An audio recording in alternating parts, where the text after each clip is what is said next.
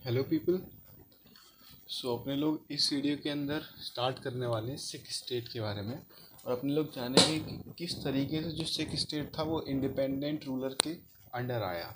ठीक, तो देखिए सिख स्टेट के अंदर यानी पंजाब स्टेट के बारे में अपने लोग पढ़ने वाले हैं। तो सिख कम्युनिटी का कैसे उदय हुआ वो अपने लोग देखते हैं। देखिए सबसे पहले जो सिख कम्युनिटी के टोटल 10 गुरु कंसिडरेशन में लिए जाते हैं। 10 गुरु हैं सिख जी के, जो 10 गुरु होते हैं वो कौन कौन से हैं। देखिए जो प्रथम गुरु थे वो थे गुरु नानक देव, जिनका जन्म 1469 में हुआ था और 1539 में उनकी मृत्यु हो गई थी। तो देखिए जो गुरु नानक देव जी थे उनका जन्म तलवंडी, जो कि प्रेजेंट टाइम ननकन ननकना साहब इन पाकिस्तान, ये ननकना साहब है पाकिस्तान के अंदर, वहाँ पर है तलवंडी प्रेजेंट टाइम। ठीक है, और he belongs to a Khatri family, और वह एक खतरी फैमिली से बिलोंग करते थे। और 1469 के अंदर उनका जन्म हुआ था, किसका, गुरु नानक देव जी का। और उनके पिताजी का नाम क्या था, कलौजी मेहता, और उन्हें क्या भी कहा जाता था, कल्या चंद्र भी कहा जाता था। ठीक, उनकी माता जी का नाम था तृप्ता देवी, और इन गुरु नानक देव जी की जो वाइफ थी उनका नाम था सुलक्षणा देवी।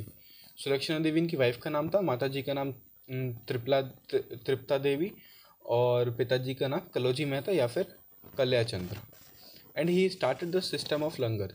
आप सभी लोग जानते हैं कि सिख कम्युनिटी के अंदर लंगर की एक प्रथा होती है, एक सिस्टम होता है लंगर का, जिसमें उन्हें रोज़ काफ़ी सारा खाना बनाना होता है और खिलाया जाता है गुरुद्वारों के अंदर। तो वही जो लंगर का सिस्टम था वो स्टार्ट किसने किया था, गुरु नानक देव जी ने लंगर प्रथा को प्रारंभ किया था। और उन्होंने इसे क्या नाम दिया था, गुरु का लंगर इन्होंने नाम दिया था। ठीक, और Guru Nanak Dev was contemporary to Ibrahim Lodi and Babar.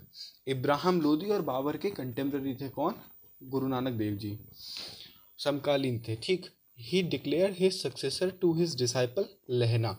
और इन्होंने अपना जो उत्तराधिकारी, गुरु के पद पर जो उत्तराधिकारी इन्होंने नियुक्त किया था वो किसे नियुक्त किया था, वो नियुक्त किया था इन्होंने लहना को। ठीक, और इन 1539 गुरु नानक देव डाइड इन करतारपुर। 1539 के अंदर गुरु नानक देव जी की मृत्यु हो जाती है करतारपुर, जो कि कहाँ पर है, पंजाब के अंदर, in the ruling period of Humayun के शासनकाल के अंदर। ठीक है, देखिए फिर उसके बाद जो मैंने आपको पहले ही बोला, जो सक्सेसर बना दिया गया था वो किसे बना दिया गया था, गुरु नानक देव जी के द्वारा। जो अगले गुरु बनाए गए थे वो कौन बनाए गए थे, लहना। ठीक है, तो लहना जो थे वो गुरु किस नाम से बने, गुरु अंगद देव। 1539 यानी गुरु नानक देव जी की मृत्यु के बाद 1539 से 1552 तक जो गुरु रहे सिख कम्युनिटी के, जो गुरु रहे वो कौन रहे, Guru Angad Dev. And he was contemporary to Humayun and Sher Shah Suri. और वह कंटेम्प्रेरी किसके थे, हुमायूं और शेर शाह सूरी के कंटेम्प्रेरी थे।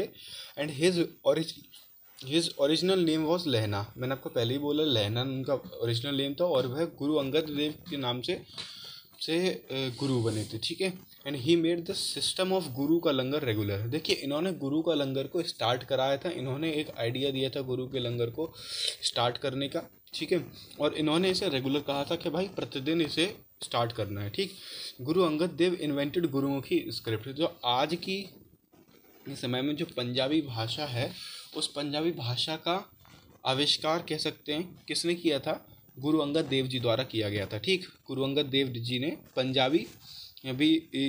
पंजाबी भाषा जो कि किस में लिखी जाती है, गुरुमुखी स्क्रिप्ट के अंदर, गुरुमुखी लिपि के अंदर लिखी जाती है, उसका आविष्कार किया था। ठीक, after defeating in battle of Bilgram. देखिए गुरु अंगद देव जी को मतलब देखिए एक बैटल हुआ था, battle of Bilgram. Humayun went to Guru Angad. एक देखिए जिस टाइम हुमायूं का स्ट्रगलिंग पीरियड चल रहा था, आप लोगों ने पिछले वीडियोस में पढ़ा ही होगा, तो हुमायूं ने आशीर्वाद लिया था किसका, गुरु अंगद देव जी का। फिर उसके बाद उसने डिसाइड किया था मेरे द्वारा जितनी भी करी हुई गलतियां हैं जिससे मैं अपने शासन को ठीक तरीके से नहीं चला पा रहा था, होल्ड नहीं कर पा रहा था, तो उस सब को मैं सुधारूंगा। तो इसने हुमायूं ने सबसे पहले गुरु अंगद देव जी से आशीर्वाद लिया था 1552 में। वो आशीर्वाद लिया था बैटल ऑफ बिलग्राम में हारने के बाद हुमायूं ने। उसके बाद उसने फिर से अपना कमबैक किया था हुमायूं ने अपने मुगल एम्पायर के अंदर। ठीक है, और इन 1552 गुरु अंगद देव डाइड, और 1552 के अंदर गुरु अंगद देव जी की मृत्यु हो जाती है। फिर उसके बाद जो नेक्स्ट गुरु बनते हैं वो गुरु कौन बनते हैं? गुरु अमरदास। जो गुरु अमरदास रहते हैं वो 1552 से 1574 तक गुरु रहते हैं। And he founded his seat या थ्रोन इन गोविंदवाल पंजाब। उन्होंने गोविंदवाल जो कि पंजाब के अंदर है वहाँ पर उन्होंने अपनी एक सीट की स्थापना, एक थ्रोन की स्थापना करी। और in his period he founded total 22 seats.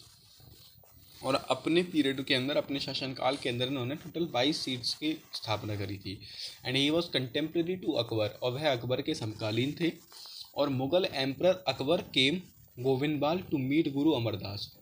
गुरु अमरदास जी से मिलने अकबर गोविंदवाल भी गया था, और उसमें वहाँ जाके उसने गिफ्ट किया था कुछ विलेजेस वगैरह को, कुछ विलेजेस को गिफ्ट किया था। किसे? उनकी पुत्री को, यानी गुरु अमरदास जी की पुत्री जिनका नाम क्या था? बीबी भानी। उन्हें कुछ गांव उपहार में दिए थे। ठीक है। इन 1574 गुरु अमरदास डाइड, और 1574 के अंदर गुरु अमरदास जी की भी मृत्यु हो जाती है। फिर अपने आते हैं गुरु Ramdas.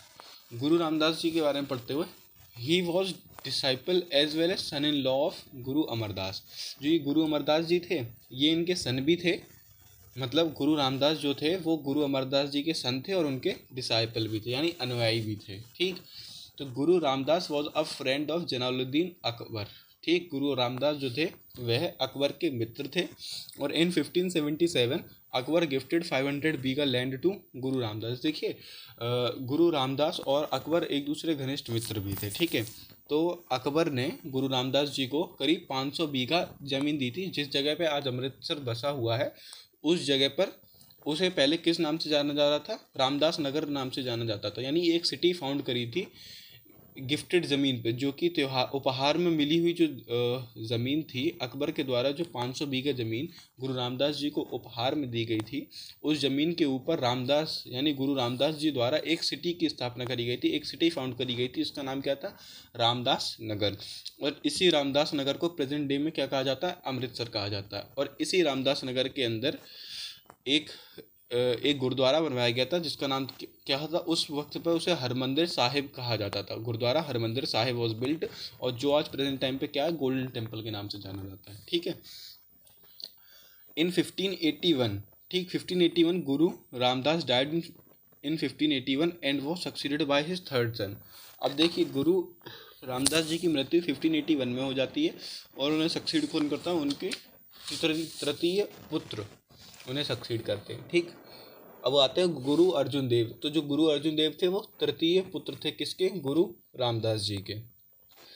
And he had the title of सच्चा बादशाह। और गुरु अर्जुन देव जी थे, उनका शासनकाल 1581 से लेके 1606 तक रहा।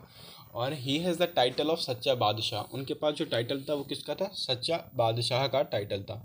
और 1589 के अंदर, 1581 में वो पैदा हुए और 1589 के अंदर वो पैदा इन द सेंस 1581 में उन्होंने अपना मतलब गुरु की गद्दी संभाली। और 1589 के अंदर started the construction of gurudwara Harmandir Sahib. देखिए जो कंस्ट्रक्शन की बात कही थी हरमंदिर साहिब किस पर? रामदास नगर जो पहले प्रेजेंट टाइम अमृतसर है, तो उस पर गुरुद्वारा हरमंदिर साहिब की स्थापना की बात करी थी किसने? गुरु रामदास जी ने। ठीक है। अब गुरु अर्जुन देव ने स्टार्ट करा दिया था किसका कंस्ट्रक्शन? गुरुद्वारा हरमंदिर साहिब या फिर स्वर्ण मंदिर का, स्वर्ण मंदिर अब कहा जाता है। ठीक है। तो अब देखिए जो नींव रखी गई थी हरमंदिर साहिब गुरुद्वारे की वो किसने रखी थी? हज़रत मियाँ मीर ने रखी थी। और उसके ऊपर आगे जाके गोल्ड प्लेटिंग कौन कराता है? वो कौन कराता है? महाराजा रंजीत सिंह। हम आगे इनके बारे में पढ़ेंगे। ठीक है। अब देखिए गुरु अर्जुन देव जी ने 3 सिटी की स्थापना करी थी पंजाब के अंदर। वो कौन सी थी? तरन तारण, करतारपुर और गोविंदपुर। ये तीन सिटीज़ थी जिनकी स्थापना करी थी गुरु अर्जुन देव जी ने पंजाब के अंदर। और इन्होंने एक आदि ग्रंथ की भी रचना करी थी जिसका नाम क्या था? गुरु ग्रंथ साहिब। गुरु ग्रंथ साहिब की रचना किसके द्वारा करी गई? गुरु अर्जुन देव जी के द्वारा करी गई।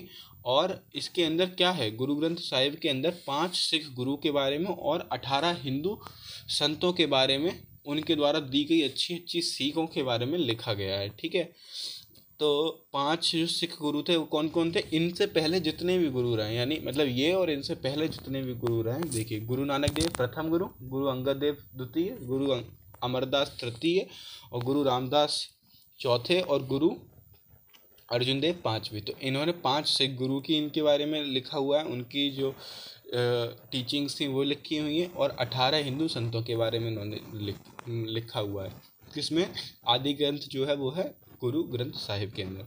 और 1606 के अंदर Jahangir gave him the capital punishment, और 1606 के अंदर जहांगीर द्वारा इन्हें कैपिटल पनिशमेंट अर्थात मृत्युदंड दे दिया गया था गुरु अर्जुन देव जी को। ठीक है, अब आता है अपना गुरु हरगोविंद। गुरु हरगोविंद जी का जो रूलिंग पीरियड रहा है वो 1606 से 1644 तक रहा है। और 12 फीट हाई अकाल तख्त इन अमृतसर, इन्होंने एक 12 फीट ऊंचा अकाल तख्त की स्थापना करी थी अमृतसर के अंदर। And first Sikh Guru to fortify Amritsar, और ये प्रथम सिख गुरु थे जिन्होंने अमृतसर को फोर्टिफाई कराना स्टार्ट किया था। फोर्टिफाई अर्थात किलाबंदी करना उन्होंने स्टार्ट करा था। Contemporary to Jahangir and Shahjahan. अब देखिए मुगल एम्पायर से इन लोगों की लड़ाई चलने लगी थी, ठीक है, और ये किसके कंटेम्प्रेरी थे? जहांगीर और शाहजहां के कंटेम्प्रेरी थे। कौन? Guru Hargobind ji. And founded a city named Kiratpur in Punjab, और इन्होंने एक सिटी की स्थापना करी थी कहाँ पर? पंजाब के अंदर। किस नाम से? कीरतपुर के नाम से। And he gave the army training to the Sikhs and asked them to be non vegetarian. देखिए प्रेजेंट टाइम तक, यानी गुरु हरगोविंद जी के आने से पहले जो सिख कम्युनिटी थी उसके अंदर लड़ाके नहीं हुआ करते थे। लड़ाके इन द सेंस फाइटर्स नहीं हुआ करते थे। तो इन्हें फाइट करने की टेक्निक और फाइट करने के लिए मोटिवेशन या फिर इंस्टिगेट किसने किया था? गुरु हरगोविंद जी ने कहा था कि उन्होंने एक आर्मी ट्रेनिंग इन सिख के लिए स्टार्ट करी थी, और उन्होंने कहा था कि तुम नॉन वेजिटेरियन बनो ताकि तुम्हारे अंदर ज़्यादा पोटेंशियल रहे, तुम्हारे अंदर ज़्यादा शक्ति रहे। ठीक है। और Mughal emperor Jahangir arrested him, he was arrested in Gwalior for 2 year. ठीक है, मुगल एम्परर जो जहांगीर था उसने गुरु हरगोविंद जी को गिरफ्तार करवा दिया था। एंड ही और उन्हें ग्वालियर फोर्ट के अंदर रखा था 2 साल के लिए, और उनकी मृत्यु किसमें हो गई थी? 1644 के अंदर उनकी मृत्यु हो गई थी। अब इसके बाद अपने लोग पढ़ते हैं गुरु हरदास जी के बारे में पढ़ते हैं। तो जो गुरु हरदास जी थे वो कंटेम्प्रेरी थे किसके? गुरु हरदास नहीं, गुरु हर राय। गुरु हर राय। तो 1644 के अंदर गुरु हरगोविंद जी की मृत्यु के बाद जो नए गुरु बनते हैं वो कौन बनते हैं? गुरु हर राय। और 1644 से 1661 तक इनका रूलिंग पीरियड रहता है। And he was contemporary to Shahjahan, ये शाहजहां के समकालीन थे। And he gave his support to Dara Shikoh. देखिए जो पहले बैटल हुआ था, गुरु हर राय जी थे, उन्होंने सपोर्ट किया था कैसे? दारा शिकोह को सपोर्ट किया था बैटल ऑफ सक्सेसरशिप के अंदर। अब देखिए आप जानते हैं जब शाहजहां बीमार हुआ तो शाहजहां के पुत्र कौन कौन थे? दारा शिकोह हो गया, और जिसे मिनी अकबर भी कहा जाता है, और अपना और वो हो गया अपना मुराद बख्श हो गया, और औरंगजेब हो गया, और एक और था शायद शाह सूजा और था। तो देखिए जो एक बैटल ऑफ सक्सेसरशिप, जब शाहजहां बीमार हुआ तो इतिहास के अंदर सबसे पहले यही हुआ था कि अभी मतलब जो पिता था वो मरा भी नहीं, उससे पहले ही उसकी गद्दी के लिए बैटल ऑफ सक्सेसरशिप स्टार्ट हो गई थी। तो इसके अंदर औरंगजेब, दारा शिकोह, शाह शुजा और मुराद बख्श, इन सभी लोगों के बीच में बैटल ऑफ सक्सेसरशिप स्टार्ट हो गई थी। तो ये सब लोग लड़ रहे थे। तो इसके अंदर सपोर्ट दारा शिकोह को सपोर्ट किसने किया था? गुरु हर राय जी ने किया था। अब देखिए इस बैटल ऑफ सक्सेसरशिप के अंदर जो जीता था वो कौन जीता था? औरंगजेब जीता था। अब औरंगजेब जानता था कि भाई गुरु हर राय ने दारा शिकोह को सपोर्ट किया था। तो गुरु हर राय को उसने बुलाया, समन भेजा कि भाई आपको बुलाया जा रहा है, आपको उसमें कोर्ट में पेश होना है। तो गुरु हर राय जी ने खुद ना जाके उन्होंने अपने बेटे, जिसका नाम क्या था? राम राय, को भेज दिया कि भाई तुम जाओ देख के आओ कि क्या मामला चल रहा है। तो जब राम राय वहाँ पे गए तो इनकी अपेक्षाओं के अनुसार, यानी कि गुरु हर राय जी की अपेक्षाओं के अनुसार, यानी जो टाइप की आइडियोलॉजी या फिर जो टाइप का माइंडसेट गुरु हर राय जी का था औरंगजेब के लिए, उसका एकदम ऑपोजिट माइंडसेट इन्होंने राम राय जी ने डिपिक्ट करा वहाँ पर औरंगजेब के कोर्ट में।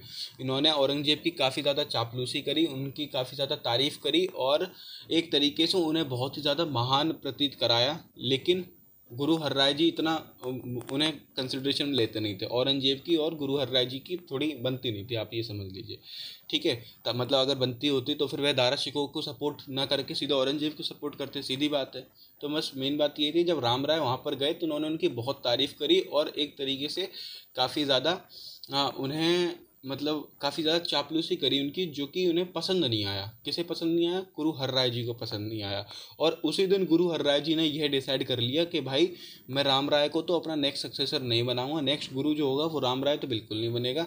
अब उसके बाद जो मैंने अपना नया सक्सेसर चुनूंगा, वो किसे चुना उन्होंने? अपना यंगर सन, उनका जो राम राय के अलावा जो उनका दूसरा पुत्र था वो कौन था?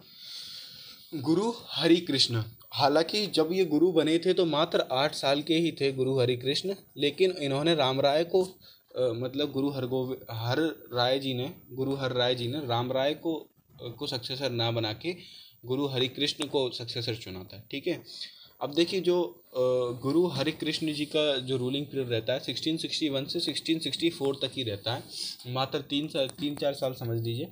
तो अब इस 3-4 साल के अंदर क्या हुआ कि ऐसा कहा जाता है कि पंजाब के अंदर चेचक की बीमारी फैली थी, बहुत ही खतरनाक चेचक की बीमारी फैली थी। और जब क्या हुआ कि इतनी भयंकर थी कि पूरी जनता परेशान हो गई थी इससे। तो हर कोई कम्युनिटी, हर कोई ग्रुप बना बना के हर वो किसके पास गए? गुरु हरि कृष्ण के पास गए। और हरि कृष्ण के पास जाने के बाद बोले कि गुरु आप हमारी मदद करिए इससे, और काफ़ी ज़्यादा भयंकर विपदा आन पड़ी है और आप हमारी मदद करिए इससे। तो ऐसा कहा जाता है कि गुरु हरि कृष्ण जी ने कहा अच्छा ठीक है, आप एक तालाब का निर्माण कराइए, आप एक लेक का निर्माण कराइए, और उस लेक का निर्माण कराने के बाद मैं उस लेक के अंदर नहाऊंगा, और मेरे नहाने के बाद आप सभी लोग उस लेक के अंदर नहा लीजिएगा। ठीक है, आप उस पानी से स्नान कर लीजिएगा, और उस पानी से स्नान करने के बाद आपके जितने भी चर्म रोग हैं, या फिर जो ये आपकी चेचक की बीमारी है या कोई भी ऐसा चर्म रोग है, वो आपका चर्म रोग ठीक हो जाएगा। और मान्यताओं के अनुसार ऐसा कहा जाता है कि ऐसा हुआ भी। सबसे पहले जब वह लेक बनी, उस लेक बनने के बाद जब गुरु हरि कृष्ण गुरु उसके अंदर एंटर किए, उन्होंने उसके अंदर स्नान किया, और स्नान करने के बाद फिर बाकी सभी लोग ने उसके अंदर स्नान किया, तो पूरे पंजाब की यानी जितने भी लोग चेचक से ग्रसित थे उन सब का तो चेचक ठीक हो गया। लेकिन ऐसा कहा जाता है कि उन्होंने पूरे चेचक की बीमारी अपनी जनता से छोड़ लेकर अपने ऊपर ले ली थी। लेकिन जो गुरु हरि कृष्ण थे वह चेचक से ग्रसित हो गए, और चेचक हो जाने के कारण उनकी मृत्यु हो गई। अब देखिए जो वह लेक की मैं बात कर रहा हूँ, वह लेक आज कहाँ पर है? बंगला साहिब गुरुद्वारा, जो कि कैनॉट प्लेस के अंदर है दिल्ली में। ठीक है, वहाँ पर ये लेक आज भी है, और आज भी माना कि जाता है आज भी जो वहाँ पर जाता है बंगला साहिब गुरुद्वारा, जो कि कैनॉट प्लेस के अंदर है, वहाँ पर जाके लोग आज भी हाथ पैर धोते हैं। और आज भी ये मान्यता है कि वहाँ पे चर्म रोग वगैरह रिलेटेड कोई दिक्कत होती है तो बांग्ला साहिब गुरुद्वारा के अंदर जाके स्नान करने से ठीक हो जाती है। ठीक है, तो अब अपने लोग बात करते हैं गुरु तेग बहादुर के बारे में बात करते हैं। जो गुरु तेग बहादुर थे वो किसके पुत्र थे? गुरु हरगोविंद जी के पुत्र थे। जो गुरु तेग बहादुर रहे वो 9th गुरु रहे सिख के, और इन्होंने अमृतसर के अंदर माखोलवाल में एक गद्दी की स्थापना करी थी। यानी गुरु तेग बहादुर जी ने अमृतसर के माखोलवाल के अंदर एक गद्दी की स्थापना करी थी। And he protested the religious policies of Aurangzeb. देखिए ये बात बिल्कुल सही है कि अब तक इस टाइम तक मुगल्स और सिख के बीच में आराम से झगड़ा शुरू हो गया था, मतलब अनबन स्टार्ट हो गई थी, कोई एक्शन नहीं लिया जा रहा था, पर अंदर ही अंदर मन में कटुता भर चुकी थी। किसके बीच? मुगल के खिलाफ कटुता भर चुकी थी, सिख कम्युनिटी या फिर गुरु वगैरह के अंदर। ठीक है, तो 1675 के अंदर औरंगजेब, देखिए he protested the religious policies of Aurangzeb, और रिलीजियस पॉलिसीज औरंगजेब की जो रिलीजियस पॉलिसीज थी, यानी जो कट्टरपंथी वो दिखाता था कि वह हिंदू कम्युनिटी को बहुत ही ज़्यादा नुकसान पहुंचाता था, हिंदू को फेस्टिवल्स नहीं मनाने देता था, और मुस्लिम कम्युनिटी का ही मुस्लिम रिलीजन का ही प्रचार प्रसार करता था, और राइट्स वगैरह नहीं देता था प्रॉपर, तो ऐसे ही ह्यूमिलेट करता था हिंदूज को। तो इस तरीके की जो कट्टरपंथी जो ये इसकी पॉलिसीज़ थी औरंगजेब की, वह उनके प्रोटेस्ट करते थे कौन, गुरु तेग बहादुर जी। अब इसके बाद क्या होता है, तो औरंगजेब, ऐसा कहा जाता है कि औरंगजेब ने बुलाया था गुरु तेग बहादुर जी को कहाँ पर, अपने कोर्ट में, और कहा था कि भाई मुस्लिम धर्म कबूल करो। तो लेकिन गुरु तेग बहादुर जी ने मना कर दिया कबूल करने से, और इस वजह से उन्हें शायद लाल किला के सामने उन्हें उनका बीहेड करा दिया गया था, यानी उनकी गर्दन कटवा दी गई थी। और ऐसा कहा जाता है कि यह भी उसने आदेश किया था कि इसकी, यानी जो गुरु तेग बहादुर जी की जो शरीर है, जो पार्थिव शरीर था, उसे अगर कोई हाथ लगाएगा या फिर उनकी जो डेड बॉडी को अगर कोई श्रद्धांजलि, वो क्या कहते हैं उसे, मतलब कोई उनकी चिता को अग्नि वगैरह देगा, तो फिर उसे भी वो मरवा देगा। तो 2-3 दिन तक तो उनका शीश ऐसे ही पड़ा रहा, उनका शरीर ऐसे ही पड़ा रहा। लेकिन उसके बाद उन्हीं के किसी डिसाइपल ने उनके शीश को उठा के और उनके शरीर को उठा के उनका दाह संस्कार वगैरह प्रॉपर तरीके से किया। तो जिस जगह उनका शीश कटाया गया था या फिर हुआ था, उस जगह क्या बना है, शीशगंज गुरुद्वारा बना हुआ है आज प्रेजेंट टाइम पे। और जहाँ पर उनका दाह संस्कार हुआ था वहाँ पर क्या है, रकाबगंज गुरुद्वारा है। तो ये काफ़ी ज़्यादा इम्पोर्टेंट समझ लीजिए, ये शीशगंज गुरुद्वारा और रकाबगंज गुरुद्वारा। ठीक, अब गुरु तेग बहादुर जी ने एक सिटी की भी स्थापना करी थी, उसका नाम क्या था, आनंदपुर, जो कि पंजाब के अंदर। ठीक, अब गुरु तेग बहादुर जी के बाद अपने लोग आते हैं गुरु गोविंद सिंह जी पे। और 1675 से 1708 तक जो गुरु रहते हैं वो गुरु गोविंद सिंह जी रहते हैं। ही वॉज 10th और the last Guru of Sikh. जो गुरु गोविंद सिंह जी थे वो 10वें और आखिरी गुरु थे सिख कम्युनिटी के।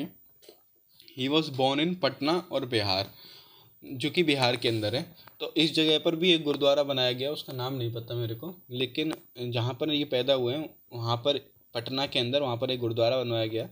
और इन 1699 ही फाउंडेड खालसा पंथ इन आनंदपुर।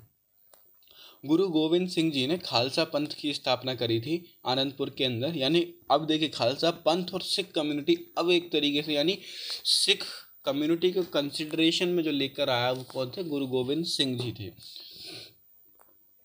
ठीक है, इन 1669 ही फाउंडेड खालसा पंथ। इन्होंने एक कम्युनिटी बोला कि भाई ये खालसा पंथ एक अलग कम्युनिटी होगी। ठीक है, Khalsa Panth in Anandpur Punjab.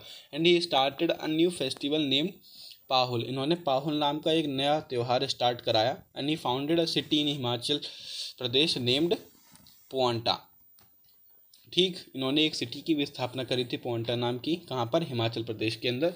He wrote a text book. इन्होंने एक बुक भी लिखी थी, क्या नाम था उसका, कृष्ण अवतार। कृष्ण अवतार नाम की एक किताब भी लिखी थी, किसने, गुरु गोविंद सिंह जी ने। और इन्होंने एक ऑटोबायोग्राफी लिखी थी अपनी, इनकी एक ऑटोबायोग्राफी, उसका नाम क्या है, विचित्र नाटक। और इन्होंने 4 किलों का निर्माण करवाया था पंजाब के अंदर। कौन सा था, लोहगढ़ का किला या फिर लोहगढ़ फोर्ट, फतेहगढ़ का किला या फिर फतेहगढ़ फोर्ट, आनंदगढ़ का किला या फिर आनंदगढ़ फोर्ट, केशगढ़ का किला या फिर केशगढ़ फोर्ट। ठीक है, और इन्होंने ही कहा था, यानी गुरु गोविंद सिंह जी ने ही कहा था कि जो प्रत्येक सिख कम्युनिटी से बिलोंग करने वाला व्यक्ति है उसे अपने पीछे कौर या फिर सिंह या फिर कौर का सरनेम लगाना चाहिए। ठीक है, तो आज देखिए, आज जितने भी वो होते हैं सिख कम्युनिटी से बिलोंग करने वाले लोग हैं, वो लोग मोस्टली सिंह या फिर कौर लगाते हैं। और इन्होंने ही 5 केज, यानी कि 5 केज का आई गेस ये था, इन्होंने 5 केज का सिद्धांत भी लागू किया था कि जो सिख कम्युनिटी से बिलोंग करने वाले लोग हैं उन्हें अपने साथ ये 5 चीज़ें तो रखनी है। वो कौन सी थी, शायद कृपाण, कंघा, कच्छा, और कृपाण, कंघा, कच्छा और कृपाण, कंघा, कच्छा, 2 के और थे, अभी मैं ज़रा याद करके बताता हूँ आपको जी। जो 5 केस थे, जो 5 केस का जो सिद्धांत था वो गुरु गोविंद जी द्वारा दिया गया था। और इसके अंतर्गत क्या था, 5 के थे, तो अर्थात केश, कंघा, कृपाण, कड़ा और कच्छा। ये 5 चीज़ें एक सिख कम्युनिटी से बिलोंग करने वाले व्यक्ति को अपने पास हमेशा धारण करनी होती थी। ठीक है।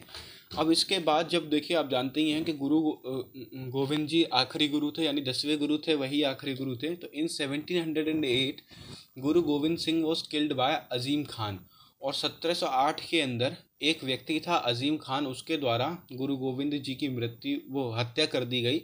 कहाँ पे? नांदेड़, जो कि महाराष्ट्र के अंदर है। ठीक है। अब इसके बाद इन्होंने कहा था, गुरु गोविंद सिंह जी ने कहा था कि आज से यानी मेरे बाद कोई भी गुरु नहीं होगा, और जो हमारा आदि ग्रंथ है, ठीक, जो हमारा आदि ग्रंथ है गुरु ग्रंथ साहिब, उसी से ही हम अपनी आगे मतलब आगे जितनी भी जैसे टीचिंग्स वगैरह थी वो हम लोग सिर्फ गुरु ग्रंथ साहिब की टीचिंग्स को आप फॉलो करेंगे। भाग मेरे बाद कोई भी गुरु नहीं होगा। हाँ, बस ये है जो इन्होंने खालसा पंथ था, ठीक, खालसा पंथ अर्थात एक कम्युनिटी समझ लीजिए। इस खालसा पंथ यानी उसका जो निर्देश करेगा वो कौन करेगा? बंदा सिंह बहादुर करेंगे। अब इनके बारे में अपने लोग पढ़ते हैं। जो बंदा सिंह बहादुर थे वो 1708 से 1716 तक इन्होंने रूल कह लीजिए। बर्थ जो इनका हुआ था कहाँ पर हुआ था? 1670 के अंदर हुआ था। राजौरी नाम का एक विलेज है, कहाँ पे? कश्मीर के अंदर, वहाँ पे। तो देखिए कश्मीर है नॉर्थ में, ठीक है। अब इसके बाद क्या होता है, इनके जन्म के बाद ये अपना घर बार छोड़ के आ गए थे, मतलब इन्होंने अपना घर बार छोड़ दिया था। किसने? बंदा सिंह बहादुर जी ने। और इनका जो एक्चुअल नेम क्या था? लक्ष्मण देव था। इनका जो वास्तविक नाम था वो लक्ष्मण देव था। Also called as Madhav Das बैरागी, ठीक। यानी बंदा सिंह बहादुर जी का ओरिजिनल नेम लक्ष्मण देव था, और उन्हें क्या भी कहा जाता था? माधव दास बैरागी भी कहा जाता था। ही मेट गुरु गोविंद सिंह इन नांदेड़। देखिए जहाँ पर मृत्यु हुई थी गोविंद सिंह जी की, ठीक है, वहीं पर उसी जगह पर नांदेड़ पर ही कौन मिला था? गुरु गोविंद सिंह जी मिले थे। किससे? बंदा सिंह बहादुर जी से, ठीक, महाराष्ट्र के अंदर। And he became the disciple of गुरु गोविंद सिंह। वो कश्मीर से भागकर वो लोग यानी बंदा बहादुर जो थे वो कश्मीर यानी नॉर्थ से भागकर साउथ में आ गए थे, ठीक है। वहाँ पर वो किससे मिलते हैं? गुरु गोविंद सिंह जी से मिलते हैं नांदेड़ के अंदर, और वहाँ पर वे इनके अनुयायी बन जाते हैं और डिसाइपल बन जाते हैं। किसके? गुरु गोविंद सिंह जी के। एंड ही वॉज नेम्ड बंदा बहादुर, और इन्हें क्या नाम दिया जाने लगा? बंदा बहादुर, गुरु का बंदा, ठीक है, या फिर बंदा बहादुर, ठीक है। अब फिर इसके बाद गुरु गोविंद जी के आदेश पर इन्होंने सरहिंद और पंजाब के अंदर जाके इन्होंने खालसा पंथ को संभाला, लीड किया। एंड ही डिफीटेड वज़ीर खान। और जब वह सरहिंद जो कि पंजाब के अंदर है, वहाँ पे जब वे गए तो उन्होंने एक वहाँ का वज़ीर हुआ करता था, वहीं का उस सूबे का एक सूबेदार समझ लीजिए, जिसका नाम था वज़ीर खान को पराजित किया, ठीक है। And after that he became the first independent leader of Sikh. और उसके बाद वह प्रथम इंडिपेंडेंट लीडर बने। किसके? सिख के। कौन? बंदा सिंह बहादुर, ठीक है। And he issued Guru Nanak and Guru Gobind Singh type coins in Punjab. और उन्होंने गुरु गोविंद जी के और गुरु नानक जी जो थे प्रथम गुरु थे, और गुरु गोविंद जी जो कि आखिरी गुरु थे, उनके टाइप के यानी उनके ऊपर उनकी कॉइन्स के ऊपर उनकी प्रतिमा छपी हुई होती थी, उनके कॉइन्स उन्होंने स्टार्ट कराए। किसने? बंदा बहादुर जी ने, ठीक। कहाँ पे? पंजाब के अंदर। And he made Lohgarh his capital. और उन्होंने लोहगढ़ को कैपिटल बनाया। और इन 1716 के अंदर एक बैटल हुई थी जिसका नाम था बैटल ऑफ गुरदासपुर। और इस गुरदासपुर की बैटल के अंदर मुग़ल आर्मी का बंदा बहादुर के साथ आमना सामना होता है। और इसके अंदर अनफॉर्चुनेटली बंदा बहादुर जी को हार स्वीकार करनी पड़ती है, और उन्हें अरेस्ट कर लिया जाता है मुगल्स के द्वारा, यानी मुग़ल आर्मी के द्वारा बंदा बहादुर जी को अरेस्ट कर लिया जाता है। और 1716 के अंदर he was killed by Farrukh Siyar. और 1716 के अंदर बंदा बहादुर जी की हत्या कर दी जाती है फारूक शियार के द्वारा। And after his death Sikh were divided into 2 groups. और इनकी मृत्यु के बाद जो सिख कम्युनिटी थी वो काफ़ी तितर बितर हो गई थी, यानी फैल गई थी, यूनिटी नहीं रही थी उसके अंदर। तो उसके बाद एक डिवीज़न और आ गया था, उसके अंदर एक बंदाई हो गए थे, और एक हो रहे थे तत खालसा, ठीक। तो जो बंदाई कम्युनिटी के लोग थे वो बंदा बहादुर के अनुयायी थे, वो किसको फॉलो करते थे? बंदा बहादुर के डिसाइपल थे वो। और लेकिन जो तत खालसा के लोग थे वो कौन थे? कट्टर सिख हुआ करते थे, ठीक। वो लोग एकदम कट्टर यानी आप समझते ही कट्टर सिख हुआ करते थे तत् खालसा के लोग, और बाकी जो बंदाई बहादुर थे वो बंदा बहादुर के अनुयायी हुआ करते थे। ठीक, अब देखिए क्या होता है कि 1716 के अंदर बैटल ऑफ गुरदासपुर के बाद फारूक शिया 1716 के अंदर बंदा बहादुर जी की हत्या कर देता है। अब उसके 10 साल बाद, यानी इस 10 साल के पीरियड के अंदर जो सिख कम्युनिटी थी वो काफ़ी ज़्यादा आप कह लीजिए ग्रुप फॉर्म हो गए थे इसके अंदर, छोटी छोटी कम्युनिटीज़ आ गई थी और काफ़ी तितर बितर यूनिटी नहीं रही थी इसके अंदर। तो 1726 के अंदर कहीं जाके इनके अंदर थोड़ी बहुत यूनिटी स्टार्ट हुई। कैसे? एक मुग़ल सूबेदार था, ठीक, मुग़ल सूबेदार, ठीक, उस मुग़ल सूबेदार का नाम क्या था? जकारिया खां। तो इस जकारिया खां जो कि जकारिया खां उस सूबे का मतलब फैज़लपुर के सूबे, और फैज़लपुर के अंदर एक व्यक्ति रहते थे, क्या नाम था? कपूर सिंह। तो इस कपूर सिंह के अंदर वो इस फैज़लपुर के अंदर कपूर सिंह नाम के जो व्यक्ति थे उन्हें पंजाब के जमींदार नवाब के रूप में मान्यता प्रदान की गई। किसके द्वारा? जकारिया खां के द्वारा। जो ये जकारिया खां था उसने कपूर सिंह जो कि फैज़लपुर के अंदर रहते थे उन्होंने पंजाब के जमींदार नवाब के रूप में मान्यता प्रदान की। यानी कपूर सिंह को जमींदार नवाब के रूप पर मान्यता प्रदान की गई। किसके द्वारा? जकारिया खां के द्वारा। ठीक, अब देखिए कम्युनिटी काफ़ी ज़्यादा बिखरी हुई पड़ी थी, ठीक है, जो सिख कम्युनिटी थी। तो कपूर सिंह ने इसे एक यूनाइट करने का सोचा। तो इन 1726 की बात है ये, और 1748 में Kapoor Singh reunited all the groups in six and founded दल खालसा। उन्होंने सारी जितनी भी ये जो खालसा पंथ था यानी ये पूरी कम्युनिटी थी, फिर यहाँ पे आके डिवीज़न हो गया, ठीक है, यानी काफ़ी बट सी गई थी क्योंकि अब कोई लीडर रहा नहीं, एक अच्छा लीडर नहीं रह पाया। और बंदा बहादुर की मृत्यु के बाद कोई लीड नहीं कर पाया था कम्युनिटी को, इसीलिए काफ़ी ज़्यादा शांति से कह लीजिए एक मतलब काफ़ी ज़्यादा डाइसेक्टेड फॉर्म में थी कि बिखरी हुई पड़ी थी कम्युनिटी। तो इस कम्युनिटी को रीयूनाइट करा, इनके सभी ग्रुप्स को रीयूनाइट करा। किसने? कपूर सिंह ने। और इन्होंने एक ग्रुप फॉर्म किया जिसका नाम क्या था? दल खालसा की स्थापना करी। और 1748 के अंदर जब ये दल खालसा की स्थापना हो चुकी थी तो इस दल खालसा के लीडर तो कपूर सिंह जी थे ही, और इन्हीं का जो पुत्र था वो कौन था? जस्सा सिंह अहलूवालिया। और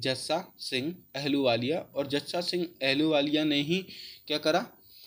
और जस्सा सिंह अहलूवालिया के टाइम पर ही क्या होता है कि 12 इंडिपेंडेंट सिख स्टेट उभर कर आते हैं। यानी कि जो ये दल खालसा था वो तो था ही, और उसके बाद इसी के अंदर इन्होंने क्या हुआ? 12 सिख स्टेट्स उभर के आते हैं। मतलब इन्होंने अपनी मिसल फॉर्म कर ली थी, सिख मिसल फॉर्म कर ली थी। यानी पंजाब के अंदर इस जगह पे इस रिस्पेक्टिव मिसल के लोग थे और वह अपना शासन कर रहे थे वहाँ पर, ठीक है।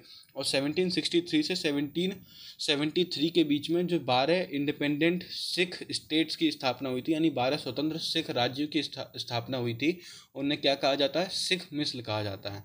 और जस्सा सिंह आहलूवालिया ने 1753 के अंदर एक राखी सिस्टम या फिर राखी प्रथा भी चलाई थी। उस राखी प्रथा के अनुसार एक गांव से या फिर एक मिस्ल से जितना इकट्ठा हुआ पूरा, एक मान लो जितना अनाज हुआ, उसका बनवाई 5th part of the produce उन्हें देना पड़ता था। और इसके बदले में क्या होता था? जो ये दल खालसा था, ये दल खालसा प्रोटेक्शन प्रोवाइड कराता था उस गांव को, ठीक है।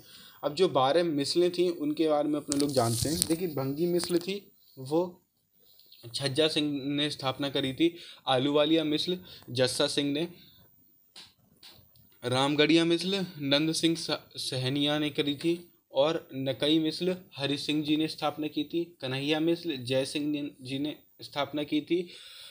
अलेवालिया मिसल गुलाब सिंह और तारा सिंह ने स्थापना करी थी। और निशान वालिया मिसल संगत सिंह ने और मोहर सिंह ने स्थापना करी थी। और फैजलपुरिया मिसल ये किसने स्थापना करी थी? नवाब कपूर सिंह ने। और करोड़ सिंह मिसल बघेल सिंह ने करी थी। और शहीद मिसल करी थी दीप सिंह ने।